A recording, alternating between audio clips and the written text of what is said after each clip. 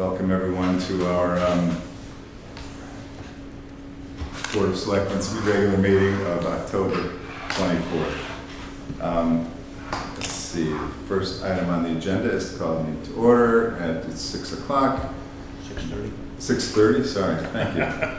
6:30, we've got to approve the minutes. And the next item is to approve the minutes from the regular meeting held on October 10th. I make a motion to approve the minutes of October 10th, 2023. If I recall correctly, I was not there, so I will abstain. Right, I will second the meeting, or the motion. Sorry, I'm getting a little spoofed up here. So I'll second that. All those in favor? Aye. Aye. We didn't put on the agenda. You know what, Joyce, I forgot when I looked at this agenda. We tabled the minutes of September 26th last time because Wayne wasn't here for that meeting and Jim wasn't here at the meeting to do it. So we need to get that on next agenda. The next agenda? The next agenda, yeah. Okay, audience of citizens. Any business to come before the board? Jerry? I just have two questions on behalf of the Historical Society. One, do we need any follow-through on the request to form a commission for the centennial of the Declaration of Independence? We talked about it at the last meeting. You said you were going to talk to the lawyers. Yeah. They're just asking if that's happened yet. I've said it's 3 years away, so we can't. And that's how I feel too, but yes, I sent an email to Jane, we're gonna get that figured out. No worries. And I really think it's a great idea, and I look forward to that, but I hope that we're able to have a nice regional thing. I'm just really becoming enamored with the idea of the original Sabre Colony kind of working Yeah. all Yeah, together. towns. Right. For the Sabre Colony that was in existence in 1776 should work together on it. Right. Although it's interesting that a couple of towns had already pulled away before the revolution. That's what I mean. So I'm not sure it should be the original or the 1776. That's for the committee to And the figure other out. question is just, it's probably more for Joyce, is that are we going to start resuming planning for the time capsule? Yeah, Okay, that's all. yeah, Thank you. thanks. Anyone else? I have a question. Go ahead. There's been a lot of activity around the transfer station, perhaps changing for waste management, and a committee has been meeting and so on. Could you give us I know there's a town meeting for Yep. information purposes on November 9th. Could you just give us a summary, a little bit of update? Sure. Thank you. And I wish that this question was asked Friday, this coming Friday, because we're meeting again on Thursday. And the group is going to make some decisions, at least about how to present on the November 9th. In a nutshell, what it is an effort to reduce the amount of waste, that goes into the transfer station and thus out of the state now. This group was put together to research and work with both Connecticut DEEP and the consultant, Waste Zero. This group has been meeting together with them for a few months now. I think it's been a few months, feels like it. And they've come up with Waste Zero has really given some nationwide information to the group as to the best, most effective way to reduce the amount of waste. And that is with a pay-as-you-throw type of system, which is you basically purchase the bags that are allowed to go into the compactor. There are 3 size bags, I don't know, a big bag, medium bag, and a little bag. And they all have different prices. And that has been effective throughout the country. Yeah, that seems like the most It has popular or whatever. It's been the most effective is what it is. Okay. It gets people thinking. And I think Deep River got off to a great start with the food scraps because that got people thinking. But what in the end, I think Stonington adopted this already. Portland has been doing this for many years. And the group went off to visit those two. I've spoken with the first select people of those towns and talked about how it impacts their budget. And Middletown just voted to adopt it want to suggest that there's another community that just voted to adopt it, maybe West Haven, but West Haven was a little different because that's curbside pickup. But in any case, it seems to be where the committee is headed. We'll know more because they're going to come to us on November 14th to give us a report based on a recommendation based on what the feedback at the November 9th meeting is. They're going to come with a recommendation, and we're going to act or not on that. The reason we want to act is, and this is a little bit off of your question, but it leads to it, is that our grant for the food scraps runs out on February 1. So that's okay. It doesn't mean we end the food scraps. It just means we have to start paying Waste Zero to start hauling the food scraps away. What we can do if this gets approved, whatever the committee comes to us with, if it gets approved, then we can apply for what's called a bridge grant, which covers us from December, or from February 1 to July 1, and also allows us gives us assistance on educating folks as to how, because this won't start until July 1, if we do the pay-as-you-throw. This will give us education, it'll give us a bunch of money to help Yep. communicate with the community that this is what we've voted to do. But it really all boils down to what we vote to do. In order to get that bridge grant in time for February 1, we need to have the town meeting in December. And when you say we, you're talking the taxpayers. Yeah, absolutely, Yeah, yeah. just- No, it all goes Yeah. it all goes Yep. to the town. The voters. And then I've been telling people for the last 8 years, there's very little, the first selectman doesn't have a whole lot of authority. The board of selectmen has a little bit more authority, but everything that happens in a non-charter town is through public. We can do a little bit here, a little bit there, but it's really the townspeople is what this is all about. And that's what'll happen in December. So I hope that answered your question. I'm not sure. Tagging on to the same question is, so when people arrive with their car load of stuff, they're gonna then purchase the right size bags to put their stuff in? No, good question. The bags will be sold at the hardware store, at the grocery store. So There's you no don't tax come on it. with a pre-purchased bag? Right. And then Yeah. how does that affect dropping off scrap metal, cardboard boxes? Doesn't at all. Not at all. This is only for what goes into the compact. Pressure, yeah. So the same thing with broken doors and stuff that goes back in the, Yep. so it doesn't affect It that? doesn't affect that at all. And then my last question is, and I'm sure they will people ask you at a town meeting, don't my town taxes already cover the right to use the transfer station? In part, yes. And that's a good question, but folks are already buying bags. Okay. So, it's not, in my opinion anyway, we're already buying bags, now we're just buying this kind of bag. So it's identifiable, so we know what's going in there. Okay. But the other side of that question is, yes, but your town taxes also pay for some of the sewer, but not really. There's a sewer fee for the folks that are on the sewer, and the folks that aren't, there's not a sewer fee, so it kind of spins around. And this should, in fact, I'm gonna say could, but it should, in fact, reduce some of those town taxes, because we're gonna reduce an awful lot of the cost. We're gonna take about $115,000 out of the budget if we do this right. So,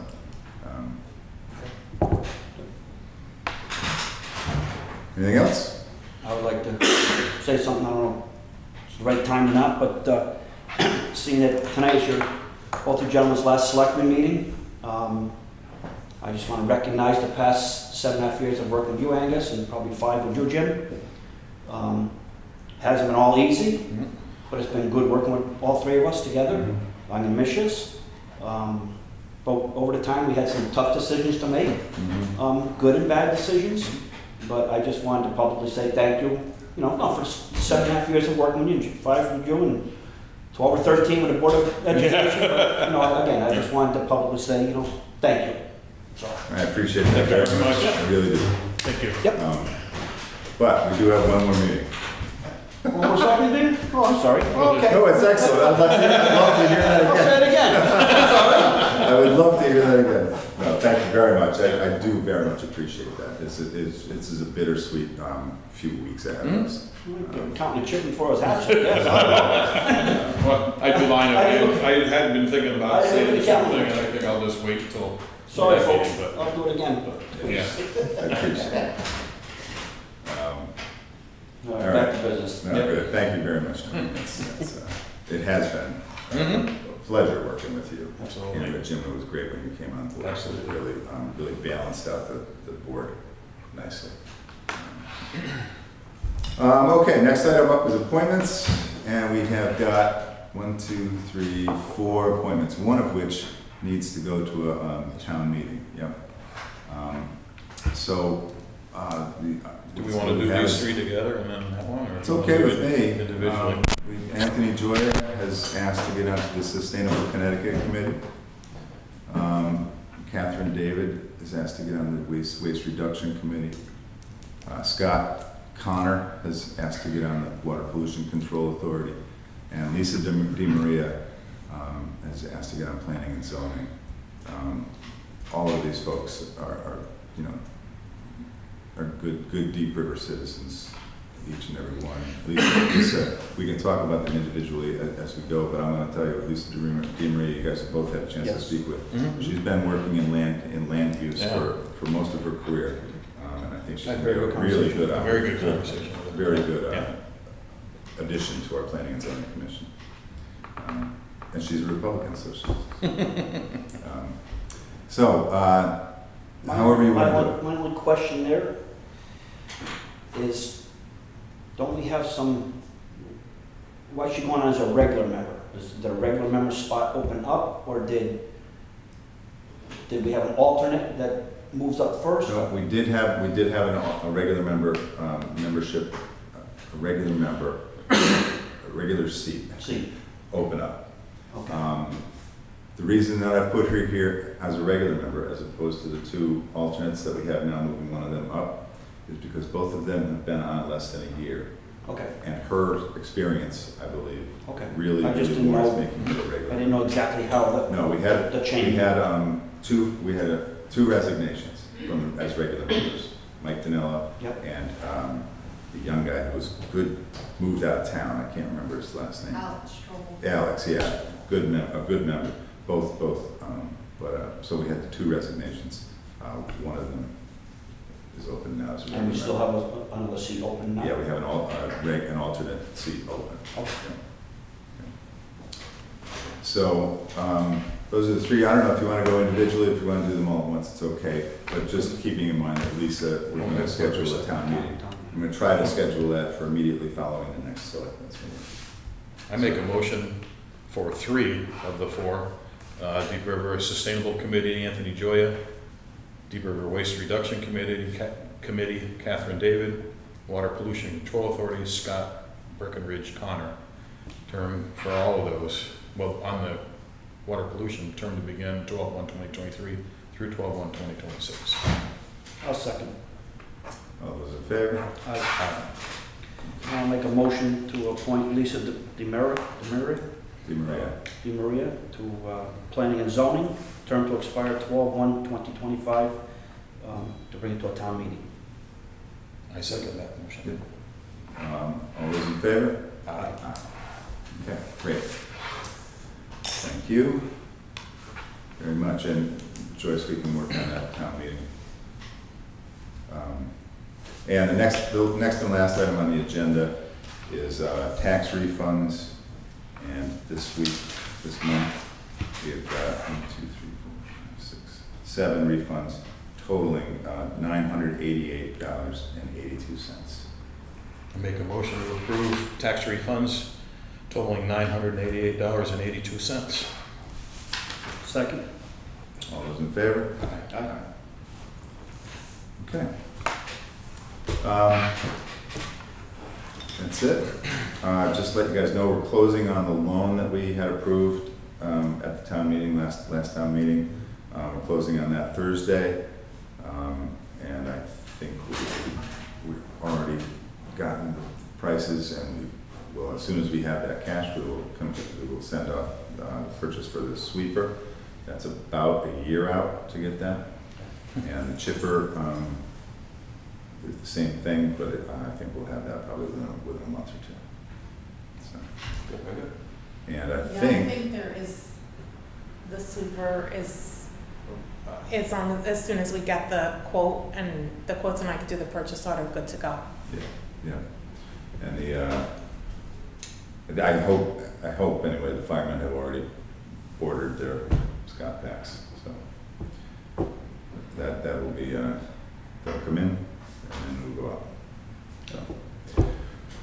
out. So we'll take a motion to adjourn. One question, if I may, sorry. Go back. Thursday night is a special town meeting, right? Mm-hmm. And the purchase of the property on Raven Valley with the Deep River Land Trust will be voted on by the town. Yes, yep.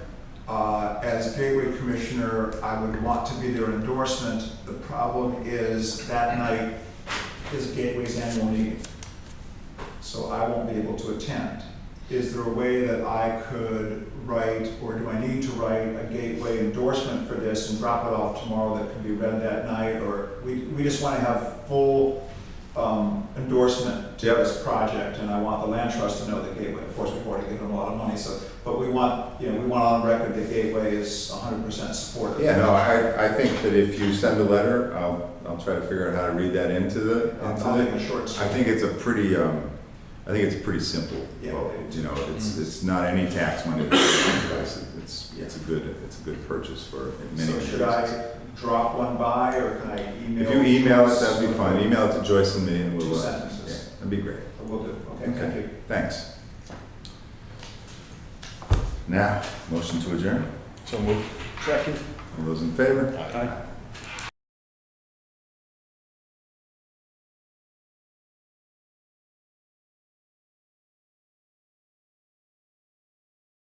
Hear ye, I call to order the regular October 2023, the Deep River Board of Finance. First item on our agenda is the approval of the September 26, 2023 meeting. Has anyone reviewed them? Before we approve them, I do think deserve some credit. Angus and I wrote them all by ourselves. And they deserve some special acclaim. When you read them, you probably noticed that Angus has a special leaning towards the land trust. It went on and on in the minutes, but here, no, it's quite all right. So, would anyone make a motion to accept the September? Thank you very Second. much. Okay, and I got a first. I got a second. Second. Second. All those in favor, please say. Aye. Thank you. Next item on our agenda is audience of citizens. Citizens, no? All right. Treasurer's report. Tom, I am extremely excited to hear your treasurer's report. You have different, I think, looking at the report, there must be stories that are new since the last time we saw you. Oh, yeah, some things are happening. Jackie, you'll be happy, Jackie. I That is one of the driving concerns of the town. Yes. hope. First of all, does everyone have the report? I know Anne Marie sent it out. Oh, no, nothing. Oh, that's mine. No, there's two. Okay, got it. Okay. And so everyone has the hard copy here, so we'll go on. Okay. Yeah, things have happened during the last month. We're trying to diversify our deposits a little bit, so we moved some monies to Guilford Savings Bank. Also, the WPCA, the Board of Directors met, and they voted to have $300,000 of their money, which was, it was all in a non-interest bearing checking account. So now $300,000 has been sent to Guilford Savings Bank. Rates are good. We have a 5% rate.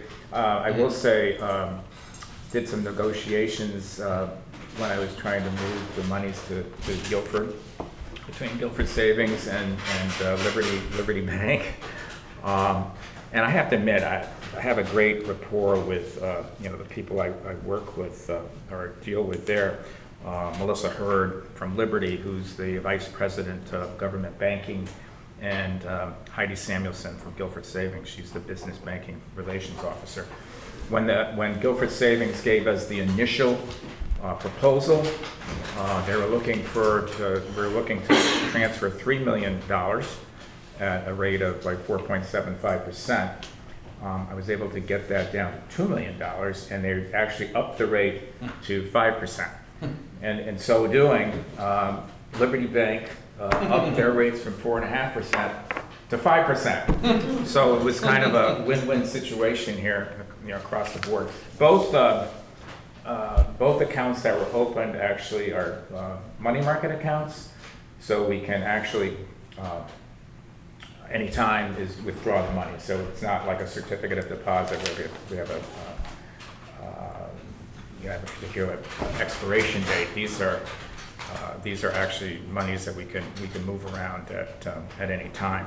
So having said that, I just want to say a little bit about Guilford Savings Bank because they are a strong bank. They're a qualified public depository.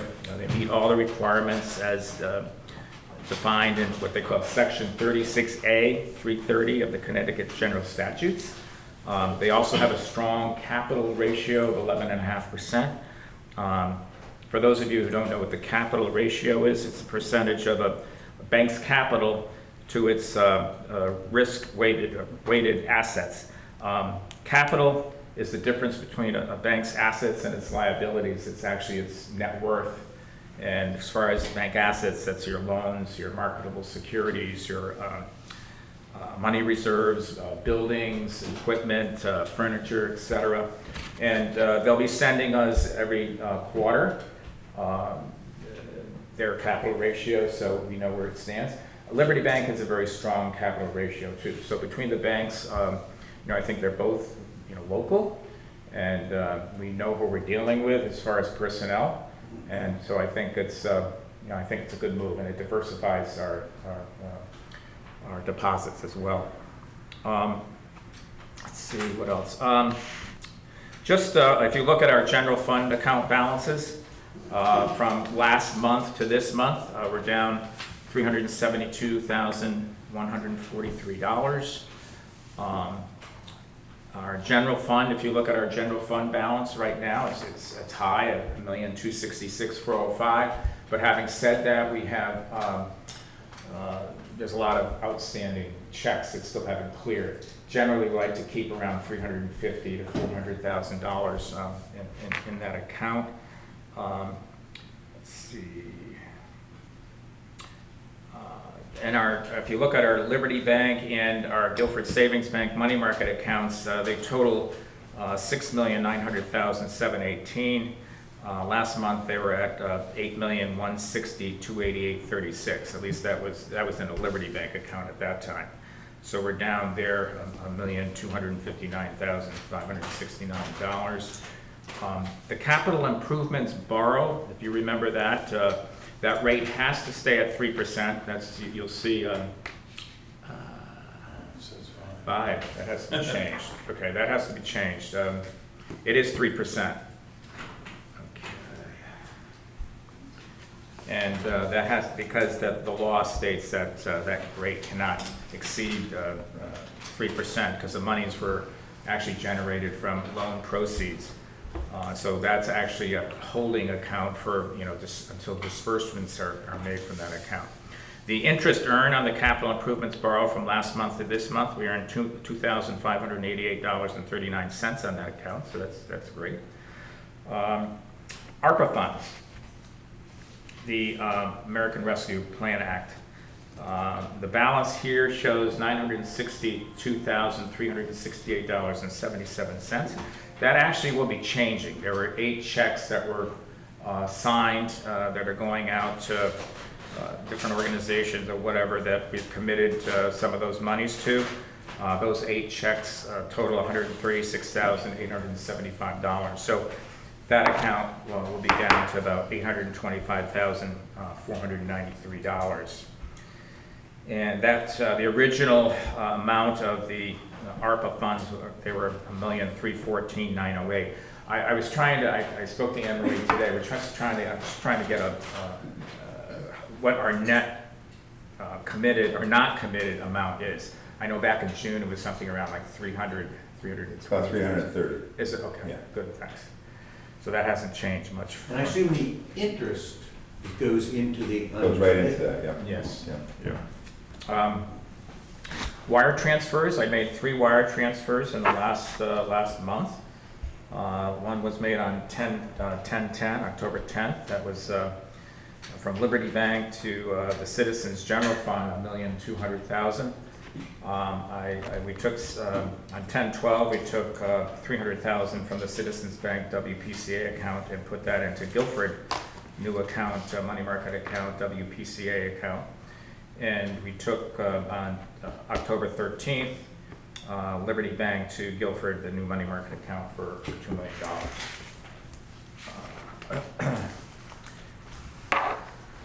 Total balances, if you look at our total balances at the bottom, we have $11,175,603. That's actually a difference of, from last month, we're down $343,891. We have to take into consideration too that the capital improvements borrow and the ARPA funds are subtracted from our total amount. Education equalization grant monies. We have 3 allocations for the fiscal year. We have $1,669,646, and that's on the that's a line item that we have for that account. We'll receive our first quarterly amount on October 31st, $417,411.50. On January 31st, we'll receive another quarter, the same amount. And then in April, we'll receive $834,823. So we get 50% of those funds come at that time, April 30th, 2024. Just wanted to go over our, let's see. Oh, as far as our bond issues, we have 4 bond issues at this time. We'll be signing for another one pretty quick for about $500,000. But the only one that actually is coming due, we have on the sewer construction bond. That payment is due every month. So it's due October 31st, 2023. That was originally $3,375,000 Clean Water Fund project. It was for 20 years at 2% interest rate. So after we make the October payment, we'll be down to $494,563. So we'll have 30 payments remaining. So that's being paid at a pretty good clip. We just have 2.5 more years to go. And another thing, I think when I talked to Angus, I think we're going to be closing on that $500,000 bond issue with Dime Bank. Supposed to be signing the papers on Halloween, October 31st. And again, that's for the $330,000 for the street sweeper, $100,000 for the wood chipper, $30,000 for a self-contained breathing apparatus, and $30,000 for the fire department for cost of issuance. And I think that might be it. Unless anyone has any questions. You want to go over? Go ahead. Did we get the interest rate of Dime Bank? Say that again? Dime Bank, what was the 5 interest? 3/4. 5 3/4, that's pretty good. Oh, the other thing on just the new accounts with Guilford Savings Bank, you see that actually says $2,300,000. Well, those closed on, like I said, October 12th, October 13th. So the interest is accruing. We'll get the interest month end. So those, of course, next month we'll see that that interest has been credited to those accounts. Carol brings up a good point, which I never thought about. 5.3 we're borrowing at, 5 3/4. 5 3/4, so we could get our 5% rate. Oh, yeah. No, we'll be talking to Tom as soon as we get that money. We need to send some of that money for down payments on the sweeper. Oh, have we ordered? That was one of my questions. Yeah. We have ordered all these. Yeah, well, we'll order them probably tomorrow or this week, as soon as we get the purchase orders done. The money for the chipper will go right out, and money for the fire stuff will go right out. But the remainder of that money we can put into one of these 5% interest accounts, because it's gonna be a year before the sweeper's finished, so we can collect money on that and You're thinking maybe looking at CD rates for that? yeah, or- whatever. or- Again, we can't get more than 5 3/4%, Okay. but, Okay, you know, Yeah, that's, we can't borrow and then get more Yeah, interest. gotcha, than we gotcha. can. But, okay, can't exceed 5.75, yeah. okay. Tom, is there any reason on the rental incomes for the incubator buildings that we can't get interest on those two accounts over 100,000 each? Well, Angus and I We're were working looking on into that. trying to figure that out. Okay. I checked with Liberty Bank, those go way back when. They were set up actually as not like, almost like nonprofit accounts where generally you don't get interest Yeah. on those. So, but we're having a hard time just trying to, things have changed so much with those.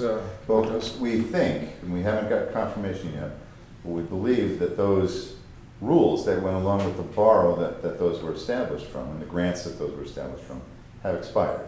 You know, it's over 20 years ago, probably 25 or 30 years ago. So, once we get that answer, we'll be able to either move these into some interest-bearing accounts or not, we don't know, but I think that those have expired. It's just that, you know, the law, number one, finding documentation, and then number two, confirming what we understand. Yeah, and as I said, the way they were set up, it's almost like they couldn't receive interest. No, that was intentional, when they were set up, because they couldn't receive Yeah, interest. okay. Is it oversimplifying to say you could just close those accounts out and open up new ones? I'm Is that not sure. oversimplifying things? You know, kind of looking, I was. That's part of what we need to figure Yeah. out. Yeah, I actually,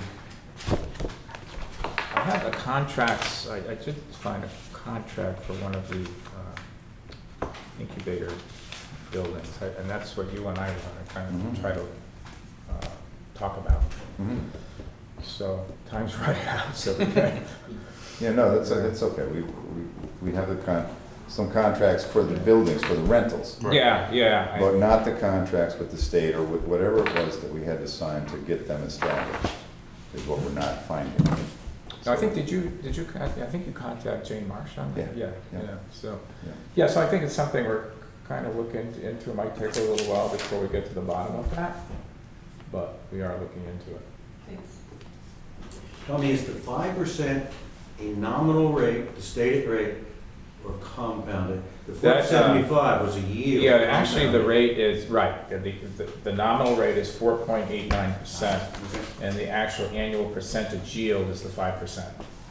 Is that the way all of it, is there a consistency in your numbers then? All of them are compounds or yields? As far as. Since they're all 5%, whether they're I'm gonna just say yes. nominal rates Yeah. or, Gotcha. Okay, got it. thanks. All right, anyone have any questions for Tom? No? Thank you, Tom. Thank you. Recommendations of selectmen, and Angus, will you take it and introduce Yes, first and anyone who would foremost. like to introduce you? First and foremost, the most Yes. exciting thing for me right now is to introduce Anne Marie Ryan, our new finance director. We Welcome. are- I'm really, really pleased with the progress that she's made already, and the responses that we're getting to questions and things. It's really, it's going to work out great for the community and for the town hall. And also we have Deb Millardo, who is back here. She's going to give us a report later on, so I don't need to introduce her really. But I don't want to take any wind out of your sails regarding just a little thank you to John. Okay. From the Board of Selectmen anyway, we want to thank you for your service. You've been a good member of this commission, and we will miss, Absolutely. we'll miss working with you.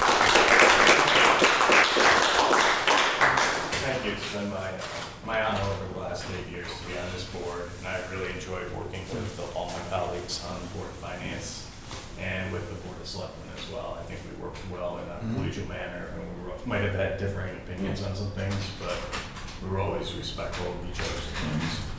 That was the fun of it. Sounds good. Yeah. Thank Hey, you. John, while we shouldn't interrupt, but do you have any 2 special moments over your career? Highlights. Tonight's a pretty good night. Let's go to the tape.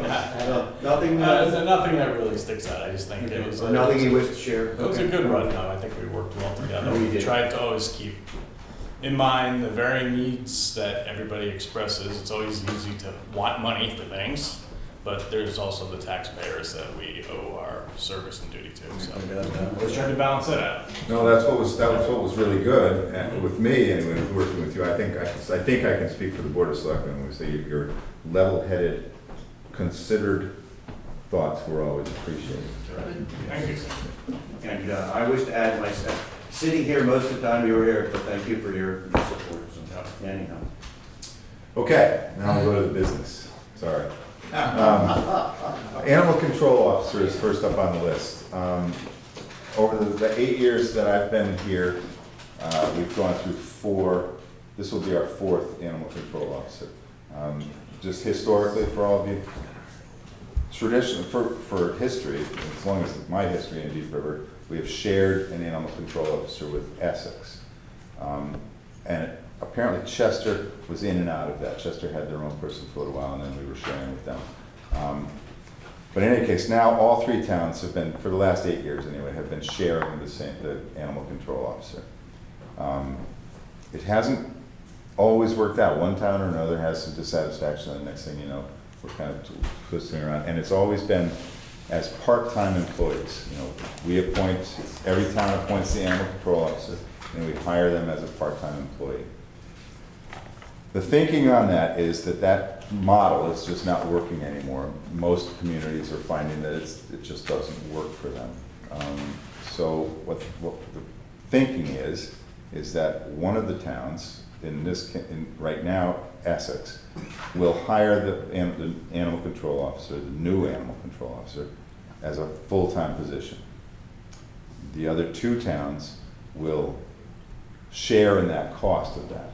That includes benefits and salary. And also lumped into that, because we already pay into the dog pound and we pay into the vehicle.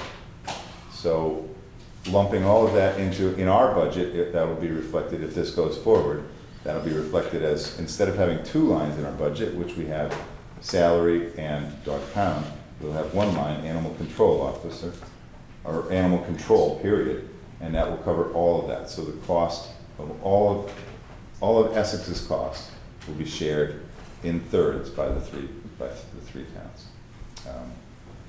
We hope that we're able to have a little bit more continuity and hire some folks that are a little more professional in that manner. We have someone who has been working as the assistant, and she has agreed to step up, and we're working out numbers. And that's where this is not a recommendation yet, because I don't have numbers to give you. I think that the total cost of Deep River for all of that will be about $40,000 a year. Right now we have $25,000 a year budgeted, but I don't have that number. I'm going to guess if it goes down, it will go down no more than to 35. So that's the thinking between the selectmen. The boards of finance need to agree to that before, and then frankly, and if it's too much, if it's more than $10,000, we're going to have to go to the town to adjust that salary. So that's the thinking on that. That's the plan. I would love to get that in place. And actually, I wouldn't love it as much as Norm would love it, because there's going to be new administrations in both Chester and Essex, and to try to bring them up to speed will probably delay things from happening. But I'm not sure we have time to do that. So I'm reluctant to ask you to make any to make any changes, because we don't know what the number's going to be. So I'm going to add to everything I just said. Incremental to the total budget will be about $35,000 to $40,000, which would be in the next year's budget. right. Since we are into this year's budget. Mm-hmm. Most likely, the increment for this year's budget would be about $10,000. But you don't know. I haven't That is, done that. that's the I don't know. punchline of what you're saying. Right. You just don't know. Right. So I offer that we, the Board of Finance, should be able to deal with an incremental 10,000 in this year's budget. Right. Now, the question that Angus poses to me, and I pose to you, although my answer is no. Angus would like to be able to commit to Essex, Board of Finance has committed the money and put it in the budget. Maximum we can put in there is 10. If it's 11, we've got a mess. Right. I made that number word up. But it would mean we are only allowed to touch the line item once.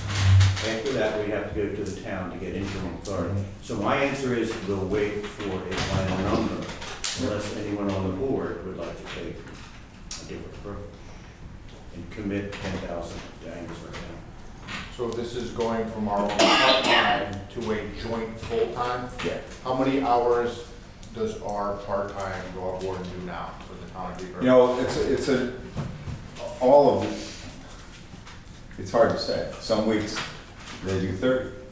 It's Some weeks only when they they do get 10. called out, basically? They're on call. Okay, right. so it's Now, not set hours and then after the fact? Correct. Okay. right, and what this will be is, we'll have one full-timer who covers all the time. We're trying to enter into a regional service so that if our animal control officer's on vacation and we have calls, Durham will come down and take care of it, or whoever is in part of the agreement. What is it, municipal aid? Shared. Mutual aid. Mutual aid with other towns, like Westbrook is closest, that would enter into this agreement and come. So if our animal control officer is somehow unable to respond, the call will go to another animal control officer. But yes, sometimes they have great weeks. Last week was crazy. She was over here trapping the fox at the elementary school, and dogs are a problem. And critters are more of a problem now, more calls going for critters. And as far as vehicles for this full-time, where we would foot the bill for the vehicle, because I think they got one of the last cruisers, right? That'll be shared. Right now, they're using one of our last cruisers. That's still running, although it was, the old animal control officer crashed it, so it had to get repaired. It's back in pretty good shape, so it should last a while. But that expense for maintenance on that vehicle would be shared? That'll be part of this cost. Part of this cost is gonna be into, a small amount of this cost will go into a small sinking fund in the Essex books, so that we will be able to maintain the vehicle, maintain the pound. There are some small repairs that need to be done at the pound, and some long-range plans to better outfit the pound. But all of that will be in this one lump sum. Does the person work on, it's 40-hour a week? Do they come to work on 8 o'clock and leave at 5? Well, they come, Only on call? if there are animals in the pound, they come twice a day to But absent maintain that, that. they do not work. Absent that, they're on call. So after hours, Sunday morning at 1 o'clock in the morning, if someone calls and says, hey, I have this dog roaming in my backyard and they catch it, who comes and picks up that dog, or do they have to hang on to it until Monday morning? Our animal control, there are no after hours. Hours are 12:01, or in your street, it'd be from 0:01 to 24. Okay. There are no off hours. So some places, if the dog warden's not working, then the police department shows up Yep. and takes the Yep. dog No. and brings it to the pound. We don't have that benefit. We don't have that benefit. The I mean, police officer won't show up, or a constable? No, I think our constables would go. It depends on the situation. They're not, And I'm not saying they should, I just don't know how it works no, down they're not there. equipped. I mean, in the past they have, I know that. But it depends on the situation, whether or not if it's just a civil, the dog's pooping in the neighbor's yard, police can take care They of it. might show up and shoot a sick raccoon or something. Yeah. No, that's what I understand. Yeah, okay. Who will the person answer to? Police department? Town- Yeah, or the well, first selectman? actually, they answer to the first selectman, but also they answer to the state animal control. Okay. They are, I don't know, Mike, you might be able to answer this better, but all of the animal control officers that we've had so far have ultimately considered themselves policemen. Yes. And that leads to some of the trouble. They can You write know? infractions, I think. Yes, absolutely they can. Nuisance dog and things Mhm. like that, but Yep. as far as. But they can't Some arrest somebody places, for they speeding. don't allow them to dispatch an animal, they usually call up police Mhm. officer to dispatch it. Mhm. Interesting. That was one of the troubles that we had with our most recent. Yes, my boy as a young man had several run-ins with various colorful police officers. With several colorful dog, Wardens. yeah, exactly. Does anyone want to move any money? I'm uncomfortable until we have a final number, moving any money, but, sorry, I guess. It's okay, I'm not uncomfortable with that because I don't have a real number to give you, so I just want to give you the heads up that it's coming. Obviously, it's, well, not obviously yet, but it's more than likely going to land in the next administration's hands. But it is, I think it's a good plan. The plan that the model that we've been using is not working, so I think it's a good plan. And we take into consideration that whenever we make a change like that, it's a change that is going to last for a while. So it's not something we can, well, if it doesn't work, we'll come back. So that's that. Next, I wanted to give you some good news. I learned yesterday, our new finance director said, hey, we just got $111,000. Do you know where that goes? And you'll remember, actually you won't remember because our audit's not done yet. Last year, we had $89,000 showed up in our accounts from the state in revenue sharing, revenue sharing fund.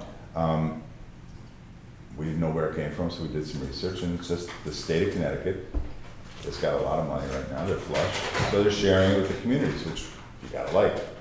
But we didn't know where to put it. We didn't budget for it because it's not in the governor's budget. It's just, it comes later in the year. I talked to other communities. Yeah, we got not the same number, but they got money. It wasn't budgeted for. It just goes into our general fund. It would be nice for us to think about what do we want to do with that? Leave it in the general fund, leave it towards surplus, or put it in a special fund that we can use that to buy a new police car, or towards some capital expenses that we have. It was not expected money. It's, in the end, we'll have money left over when we do our budget next year. We'll have a good surplus. We'll be able to use some of it to buffer taxes like we have for the past couple of years. But I wanted to just let you know that you're going to start seeing that in our revenue. So there's $111,000. We'll see it in the revenue and in the budget, I assume we work. Well, we're going to have to find a line for that. That's something we're going to have to create. Could that go into like the pension plans that they're kind It of could. funded? That's a good thought, and that's something that we need to think about. And I think we would ask our pension people whether or not that's a good idea or not. I like the idea because we know that we're behind a little bit on it. Or not, behind is not the right word, but we've taken some hits on it. It'd be nice to build it back up again. Yes. Yeah. So that's positive.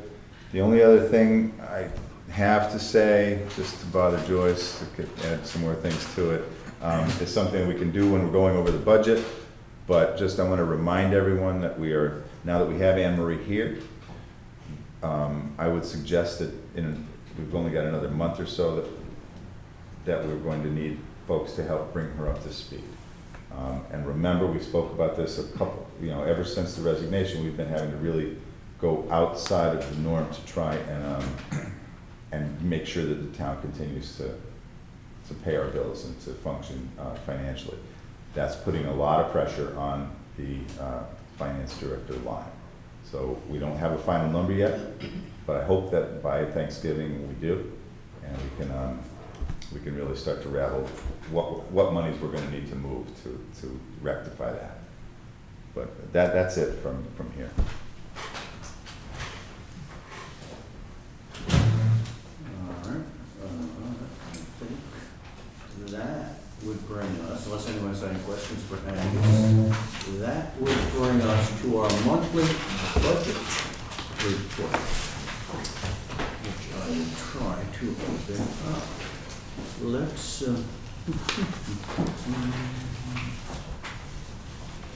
I'm going to suggest we start at the, where Angus sort of left us. If you were to look at, too many buttons to push here, here we go. If you were looking at the selectmen's line item, and you will see, I'm not going to do pretty small, but anyway, if you were to look at, and I can hardly see this, the finance, sorry, I cannot get, oh, there it is, there we go, I got bigger that way, perfect, done. Let us look at the account manager, accounts manager, which you're going to be changing that title, I hope. Do we have flexibility to change budget titles? It seems the answer should be yes. Do we have the flexibility to change financial titles that go on our financial reports? Yeah. But we were required to, we could, anyway, fine, that is an excellent answer. Let us then go to financial manager, which was initially budgeted $74,900. We're going to bring dollars up from the salary adjustment, anticipating some salary adjustments up to the dollar amount that we have promised to pay. We have spent, following Angus, we have spent $44,000+, leaving us $30.9. We have spent 41% of that line item.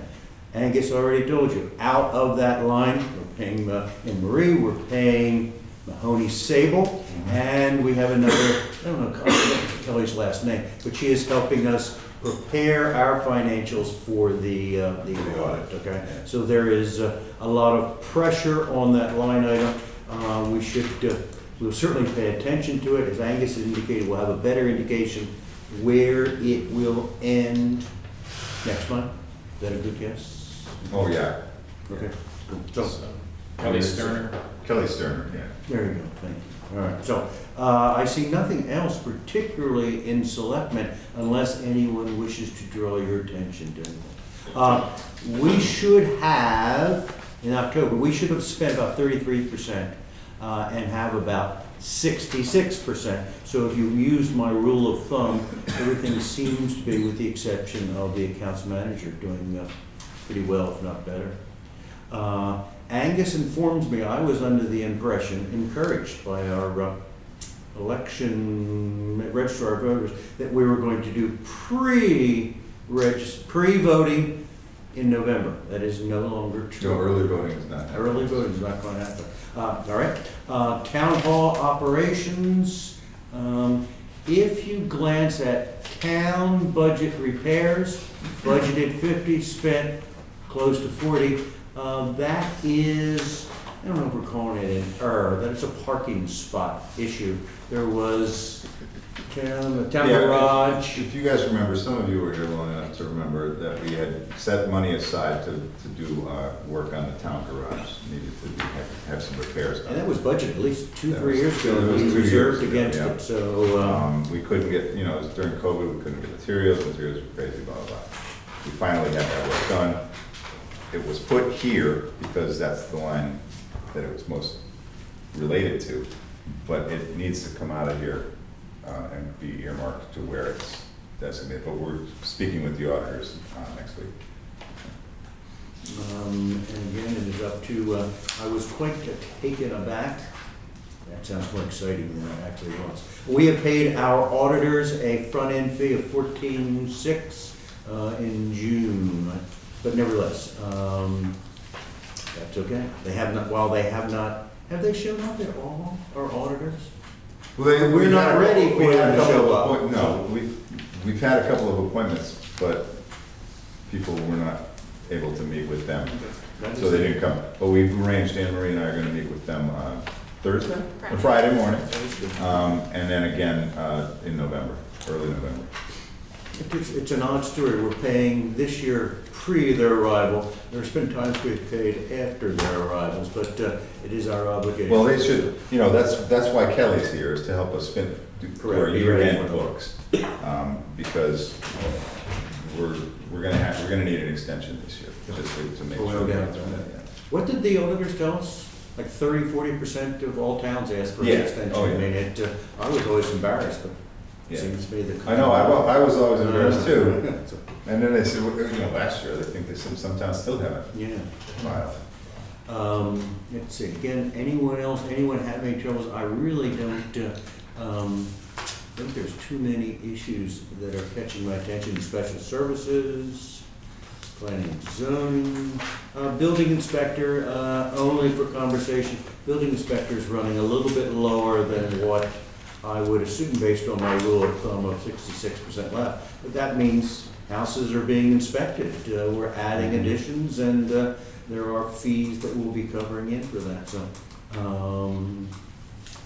Police protection, I do not see anything of interest other than this one that always, confusing is not the right word, I know it works. We put in there special fund police services for those constables, whoever stands on the road next to it should be more than a hole in the ground, but anyhow, we have paid out $46,000 through October. I assume that number will continue to grow.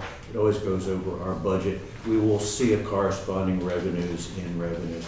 Again, I hope that someday we can do something to get that out of the confusion, but That's something we talked about establishing a fund. yes, that's correct. We always establish a fund, so some of that goes in and starts setting aside dollars for, Yep. for vehicles. Fire department, always exciting. I see nothing with fire department worthy of catching. Is it training? They spending a lot of money on training. Last year they went over training, if I remember. That's their number. Civil preparedness. This is a conversation. Angus can decide whether he's got an answer or not.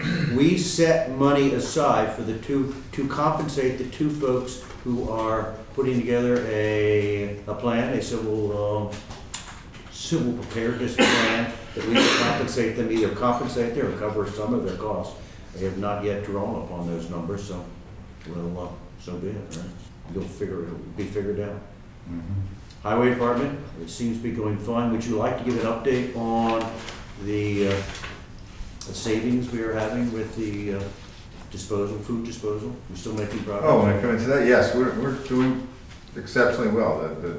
It's, every time DEP talks to anybody, they say they call out Deep River as being the example of how these programs can run.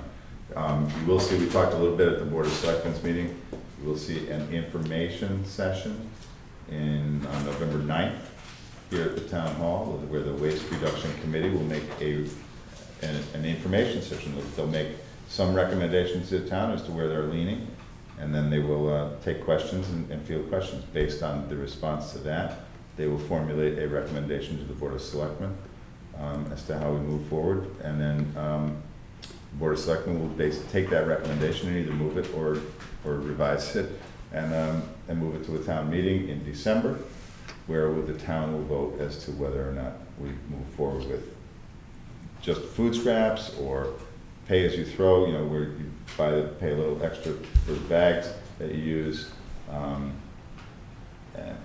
the town will make that decision. And that December town meeting will be binding on us, Board of Finance, and the budget For next year. for next year. It will actually, in our budget, I believe that we will see a considerable savings in the tipping fees.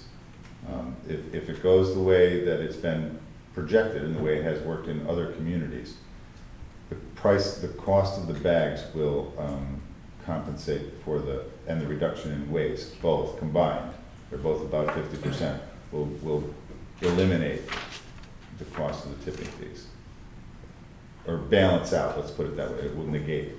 It will still have to pay for them to take it away, but it will be supported at another line.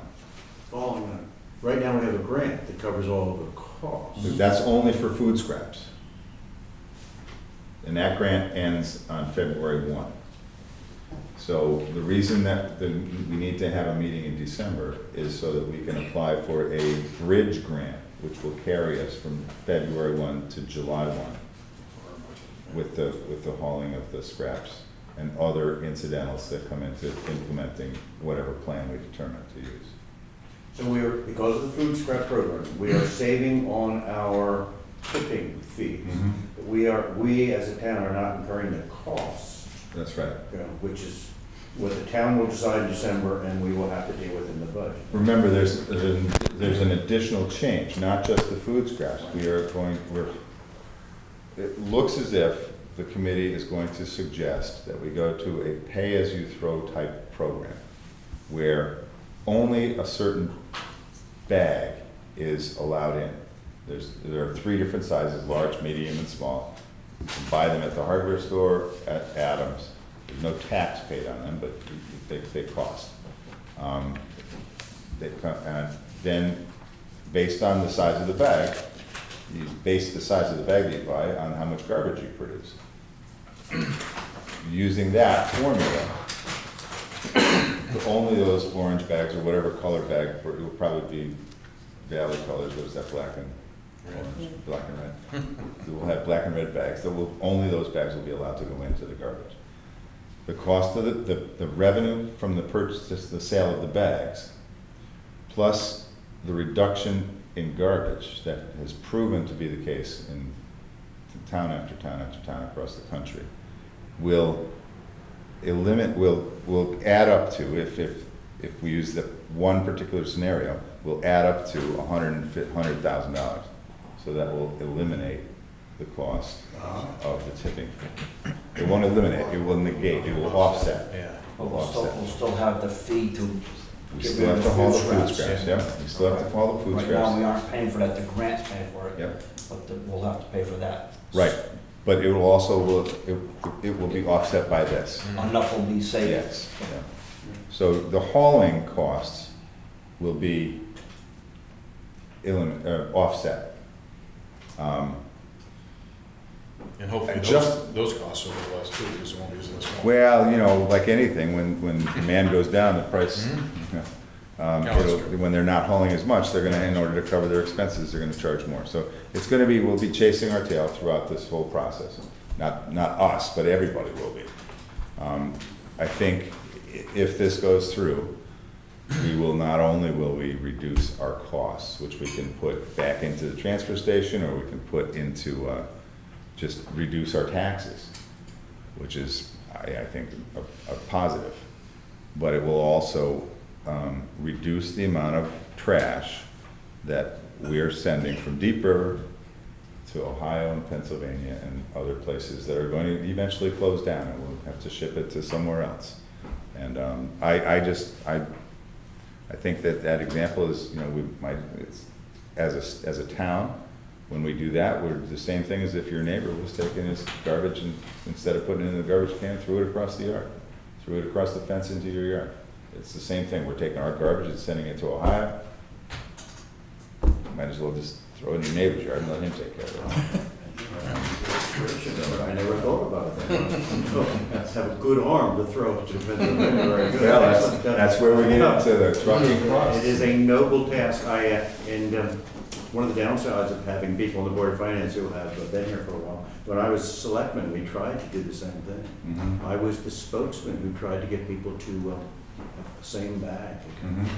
Well, It was a we'll see. life-threatening evening. We will see. We shall see. The We'll see, the world's awareness of the environment has changed. It will save us money. There's no question it will save us money. How much money, we don't Pretty know. sure you're gonna get a lot of more illegal dumping. That's what you get, though. Then some people, That's what's happening, yeah. every cul-de-sac's gonna get it, side of the road. I don't think that historically, because that's come up in some of our discussions, and historically, that has not proven to be the case for any extended period of time. Initially, people get upset and they start throwing, but then they get arrested, or they get a ticket, and they stop, and they start to play by the rules. I've always wondered about that. Honey, since you're leaving, drop the mattress off at the end of the street. We have that anyway. I mean, Merry Christmas, here's my little couch. we've got that through town anyway, down the road, there's a couple of side roads that we always have to go down a couple of times a year and pick up somebody's trash. Alice's Restaurant. Very good. Thanksgiving tradition. All right, excellent. So, thank you for that introduction. All right. Let's see, anything else that we need to draw? There is a mistake in redemption of debt. Say, everyone, to me, if you look at the Deep River elementary school boiler, we have overpaid that by what, $27,000. That is an incorrect placement of that debt. It goes, where's it go? It goes into some line that we've got. The municipal energy upgrade. Municipal line. energy, all right, gotcha. Good job.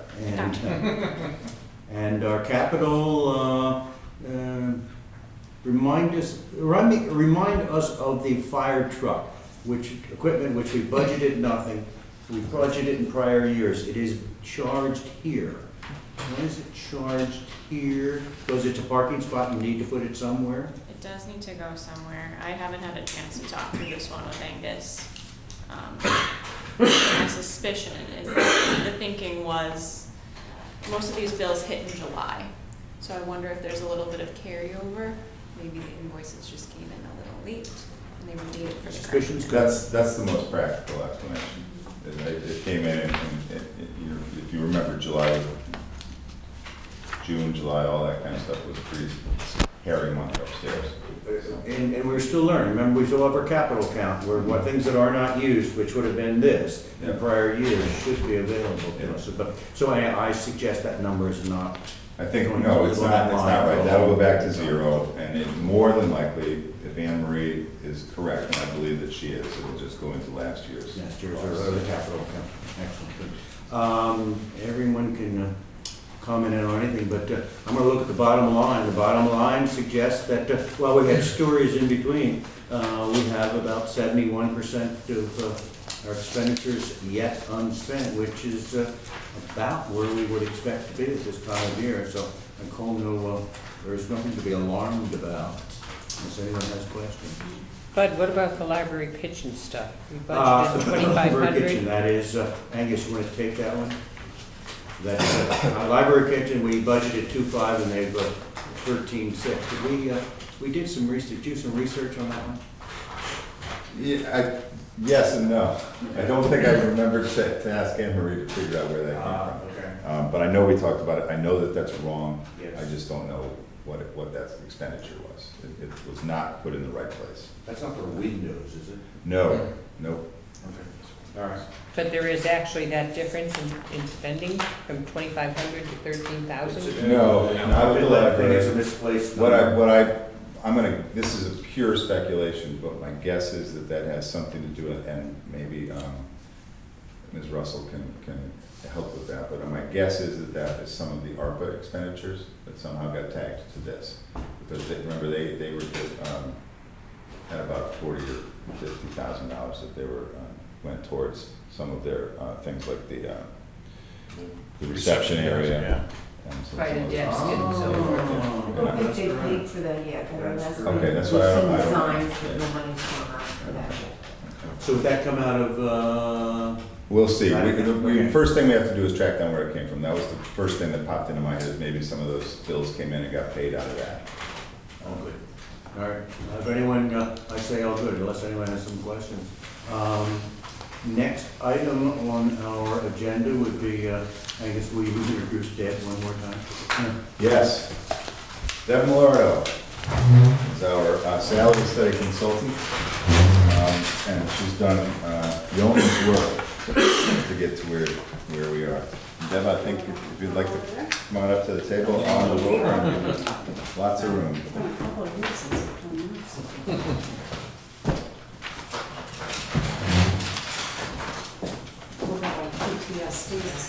Come back and it's like, oh my God. No, it's right in the- No, you guys are good. I missed to be all right.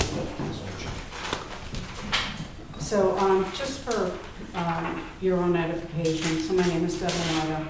I've been in human resources for over 25 years now. 22 of those years were spent in municipal government, both in a large municipality for the city of Middletown and more recently in the town of Madison. So very, very different communities. However, positions are positions, the problems are the same, it just is a different, usually form of government. When I talked to Angus and Bob, they had asked me if I had any familiarity doing the classification review. And actually I've done two, one for the city of Middletown, excuse me, and the other one for the town of Madison. They can be arduous, but a couple of takeaways that, when we go into the details. What I'm presenting you is a roadmap of where there may be areas that you need to look at, where there may be deficiencies, either in staffing, lower salaries or higher salaries than you should have. Recommendations are not always designed to be immediately approved. When we did the study in Middletown, we had to implement it over 4 years. In Madison, it was a little quicker because it was a smaller workforce, but it still was a 2-year project. So just when you're hearing the report, please know that you have the same options available. You certainly don't have to agree with everything that I present to you, but you can also stagger it. If you do feel that things are warranted and should be done and modified and changed, it's very typical to have towns implement it in phases. And that helps with your fiscal impact of it. The good news is that for the majority of your town positions, you are well within comparison with similar communities. And that's a positive. And one thing for the smaller towns that you have to keep in mind is you can't always compare yourself with Chester or with Essex. You have to be able to still attract and compete with some of the mid-sized communities. Maybe not a Hartford, maybe not a Bridgeport or New Haven, but Branford, Middletown even, Old Saybrook. That's your demographic pool. And to devalue your positions really means that you're kind of cutting off your recruitment field. And you're limiting that to people who only have exposure with small towns. So I try to balance it and keep it in the middle where I'm not putting, an outrageous sum on a salary, but I'm trying to keep it competitive in the market. So if you have to recruit for a position, you're not going to find yourself, like many municipalities have been, going out for advertisements for years to find jobs. When I first started, we used to be able to kind of throw our notice up on the bulletin board that we were looking for truck drivers, and I would have 300 applications by the end of the day.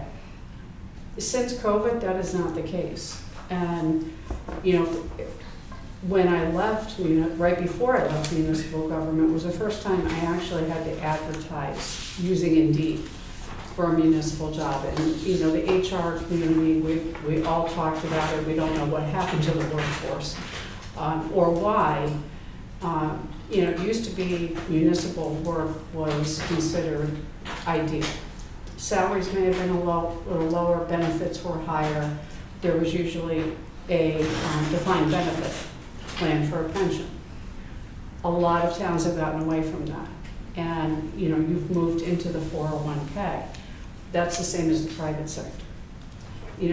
The private sector is now facing that they have to compete and they have to be competitive. So you see them increasing their benefit packages.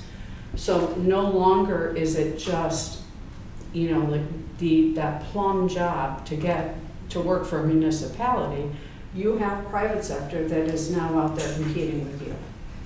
So I look at all of that. I also look at, especially with the smaller towns, a lot of times you like to be consistent, but you have to be realistic that you have one-offs. And I guess the best example I can use is we had a director of health who had his master's in public health and also was the emergency management director and in charge of dispatch. Now, maybe dispatch and emergency management go together, but definitely not public health. But a lot of towns will look at the talent that they have and they will utilize that resource because in the long run, it's more cost effective to have one employee doing 3 jobs than to have 3 employees with benefit packages doing 3 separate jobs. So that's where comparing you to, or to Chester or to Essex or, again, Haddam, I'm gonna look at what they have and I'm gonna find they have one-offs that don't match yours. You look internally and you look at the wage scales that the peer groups are making. And you should have some consistency within those dollar amounts. So again, for example, usually a town clerk and the tax collector and an assessor are fairly close in salaries. The main reason is that the work that they do is driven by statute.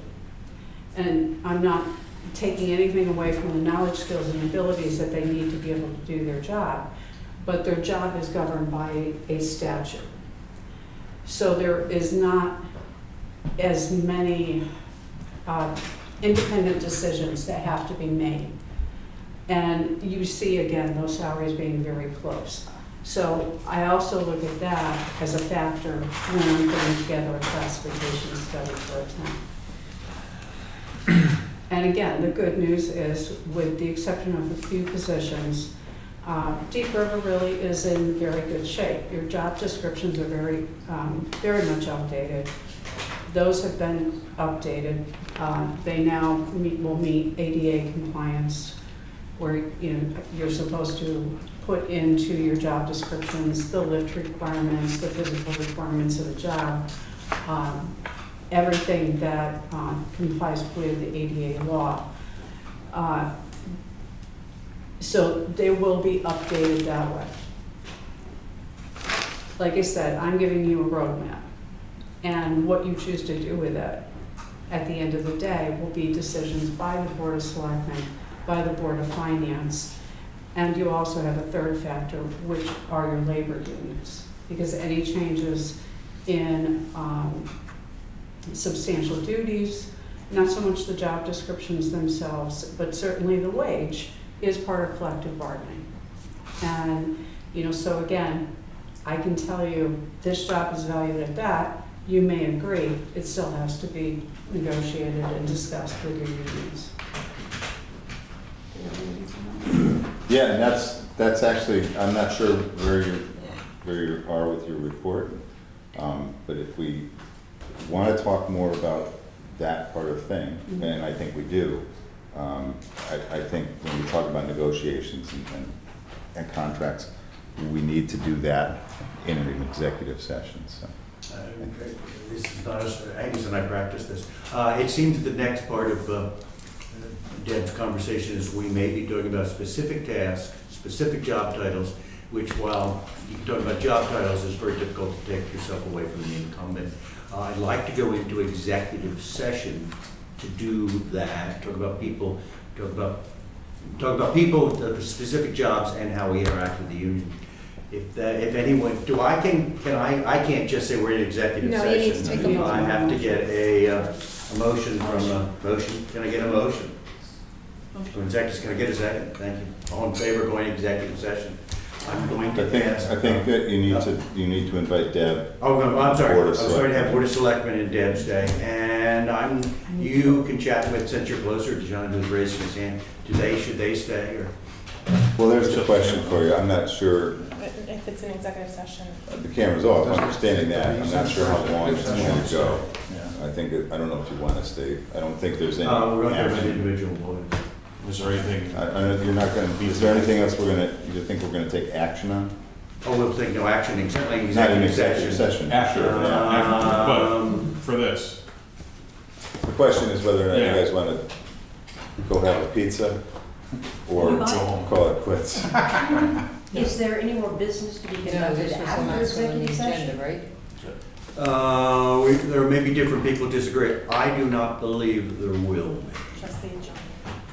But there may be some who think there is. I do not think there will be any additional business coming out of it. Well, I would suggest then you just tell the audience that want a new executive session, no more business. We will adjourn afterwards, but this is the end of the broadcast of the meeting. All right, as chairman, I will say we are going into executive session to talk in more detail about the results of our HR study. I do not anticipate there will be any business decisions. There certainly will be no decisions made there, and when we come out, I anticipate that we will adjourn. So